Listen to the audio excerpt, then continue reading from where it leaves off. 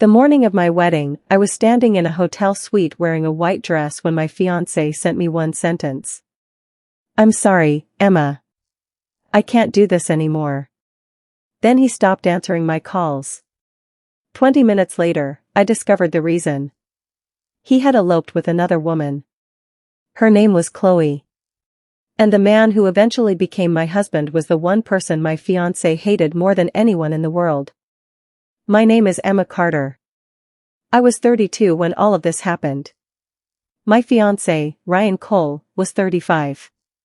We had been together for 4 years, and for most of that time I believed I knew him completely.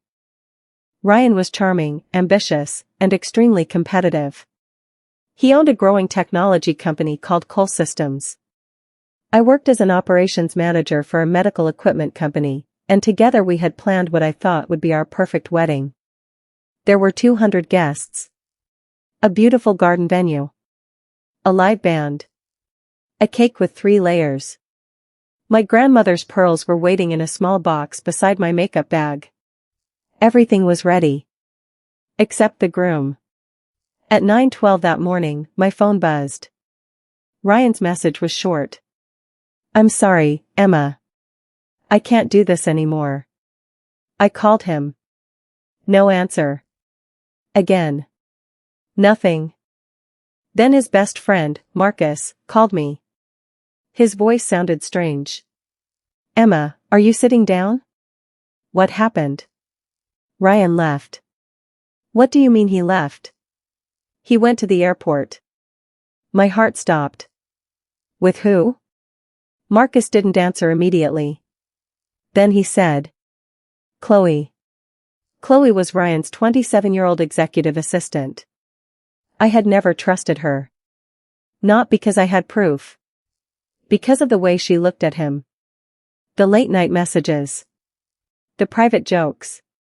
The business trips where she somehow always ended up beside him. Ryan had always told me I was imagining things. Now I knew I wasn't. He hadn't simply cancelled our wedding.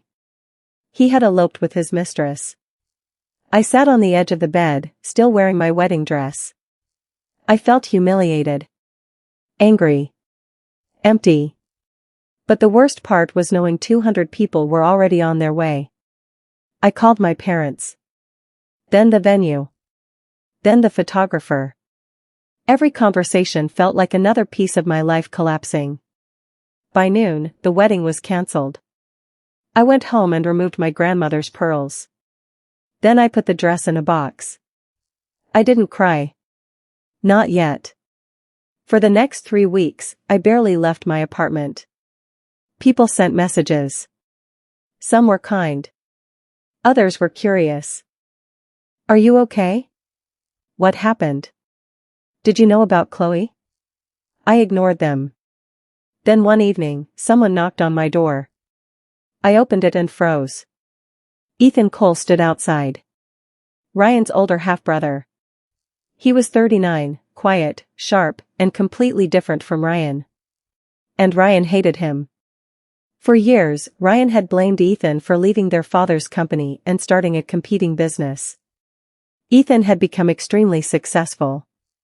Ryan never missed an opportunity to insult him. "Why are you here?" I asked. Ethan held out an envelope. "I think you need to see this." I didn't take it. "What is it?" "Something Ryan never wanted you to find." My stomach tightened. I opened the envelope. Inside were copies of financial documents. Transfers. Invoices. Company accounts. And one name appeared again and again. Chloe Bennett. I looked at Ethan. What am I looking at? Money Ryan moved out of the company during the last 18 months. I stared at the numbers.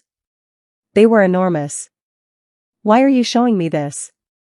"Because your name is on some of the documents." My hands went cold. I read the pages again. Ryan had used my personal information to authorize several loans connected to his company. I had never signed them. Someone had forged my signature. Then Ethan said something that changed everything. Ryan didn't leave you because he suddenly fell in love with Chloe. Then why? Because he knew the company was about to collapse. I couldn't breathe. Ethan explained that Ryan had been hiding massive debts. The wedding had been paid for with borrowed money. The luxury apartment. The expensive cars. Even some of our vacations. It had all been part of a life Ryan couldn't afford. And Chloe knew. But there was more. Ethan believed Ryan planned to use my assets to cover the company's debts after the wedding. Then he discovered I had recently moved most of my savings into a protected investment account. Ryan couldn't access it without my approval. So he left. He hadn't chosen Chloe because he loved her. He had chosen her because she was part of his escape plan. I felt sick. What happens now? Ethan looked at me. Ryan thinks he's safe. Isn't he? No. He placed another document on my table. It was a contract. Ryan had secretly agreed to sell part of his company. To Ethan. I looked up. You bought his company? Not yet. Why? Because I want to know what he did first. For the first time, I realized Ethan wasn't helping me out of kindness alone. He had his own reason. And I was about to discover it. A week later, Ryan contacted me. He wanted to meet. I agreed. We met at a quiet restaurant. Ryan looked tired. Chloe wasn't with him. Emma, I made a mistake. I almost laughed.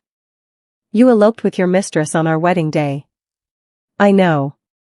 You humiliated me in front of 200 people. I know. He reached across the table. I want you back. I stared at him. Why? He hesitated. Because I realized I still love you. I shook my head. No. You realized you need me.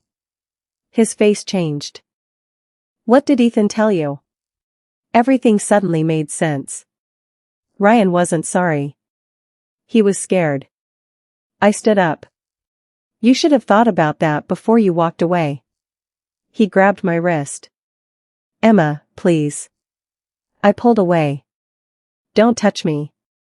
Then I left. But Ryan wasn't finished.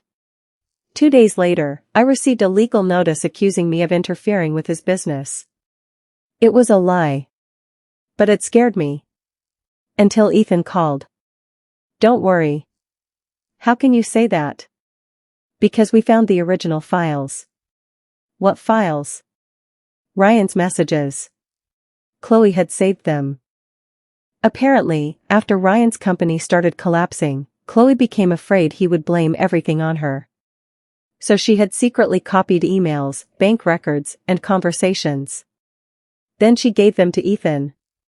The messages proved Ryan had planned everything. He had discussed using my assets. He had discussed the forged documents. He had even written that marrying Chloe was the easiest way to disappear from Emma's life. I read that sentence 3 times. Something inside me finally broke. Not my heart. My illusion. The man I loved had never been the man I thought he was. Ethan helped me give the evidence to the authorities. Ryan's legal case collapsed within weeks. The forged documents were investigated. The company's finances were audited. His investors pulled out. And the woman he had abandoned me for eventually disappeared from his life too. But the biggest surprise came 6 months later.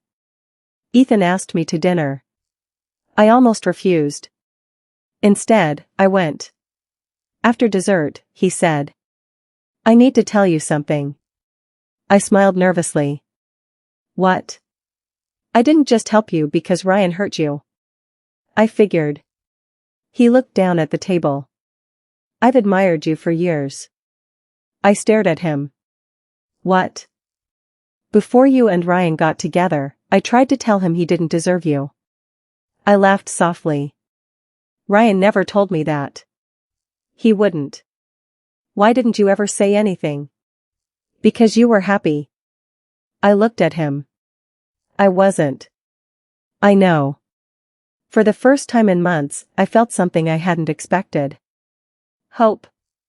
Not the desperate kind. The quiet kind. The kind that doesn't demand anything. We started slowly. Coffee. Walks. Long conversations. No promises. No pressure. 1 year after the wedding that never happened, Ethan proposed. There was no giant ballroom. No 200-person crowd. Just a small restaurant, 2 glasses of champagne, and a simple ring. I said yes. We married several months later. Ryan heard about it from someone else. He sent me one final message. You married my worst enemy. I stared at the screen for a long time. Then I typed. No, Ryan. I married the man who treated me like I mattered. I deleted his number. That was the last time I ever spoke to him. Today, Ethan and I have a quiet life. Sometimes people ask me whether I regret losing my first wedding. I tell them no. Because that wedding was built around a man who was willing to destroy me to save himself. The marriage I have now was built on honesty. Ryan thought leaving me was the worst thing he could do. Instead, it gave me the chance to see who he really was. And the man he hated most became the man I trusted most. I once thought being left at the altar meant my life had fallen apart. Now I understand. Sometimes the life you planned has to collapse before you can discover the life you actually deserve. Ryan ran away with his mistress. I walked away with my dignity. And somehow, I ended up exactly where I was supposed to be.